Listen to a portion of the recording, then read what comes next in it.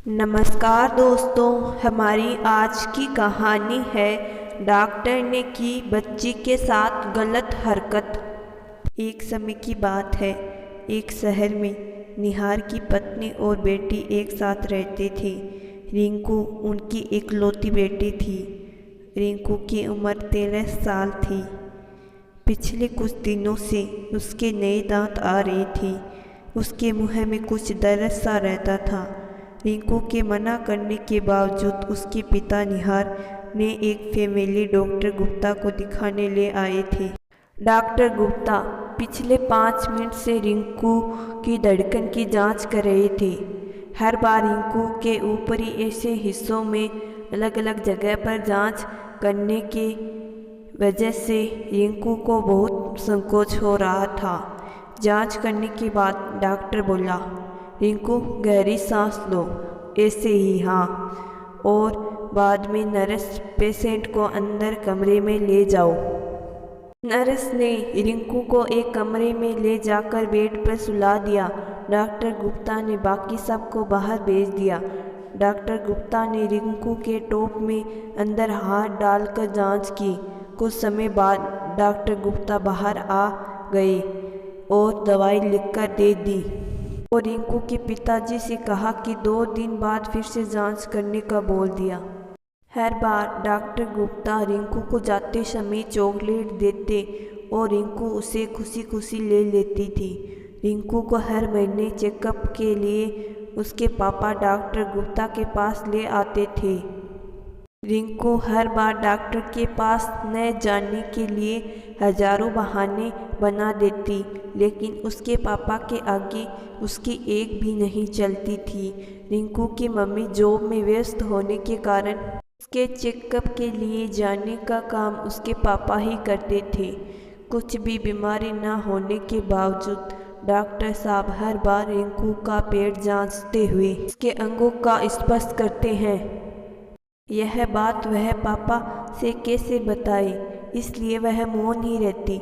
वह सिर्फ इतना ही बोलती कि मैं बीमार नहीं हूँ, मुझे नहीं जाना डॉक्टर के पास, मैं ठीक हूँ।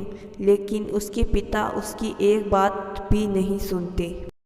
रिंकू की एक दोस्त जिसका नाम पूजा था, दोनों एक साथ खेलती और एक साथ ही स्कूल जाती थी। रिंकू और पूजा दोनों पड़ोस में ही रहते थे।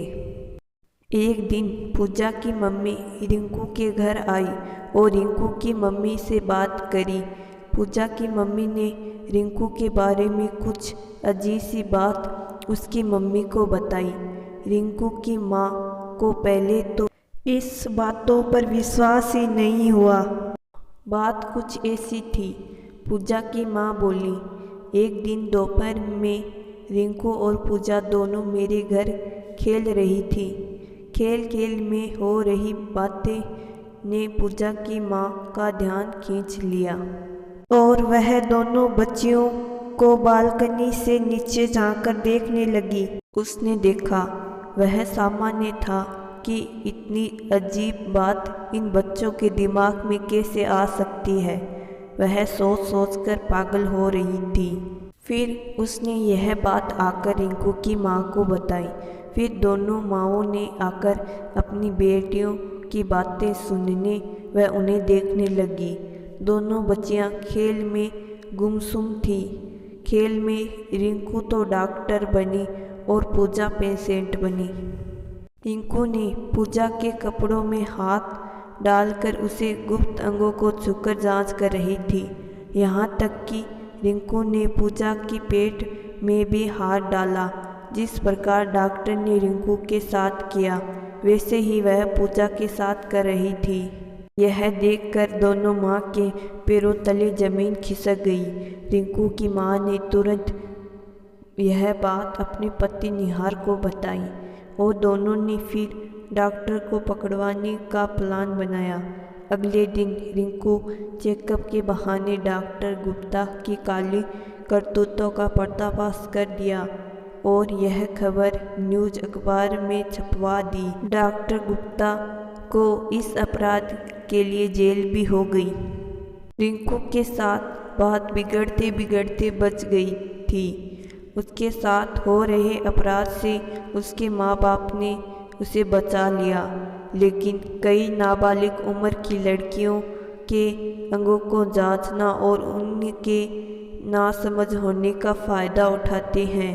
माता पिता को ऐसी छोटी छोटी बातों का ध्यान रखना चाहिए।